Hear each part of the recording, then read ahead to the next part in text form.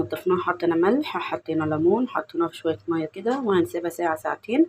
وهقول لك هنعمل بيها تتبيله ايه. بصي، دي اهم حاجه، اهم خطوه هي تنظيف الفراخ.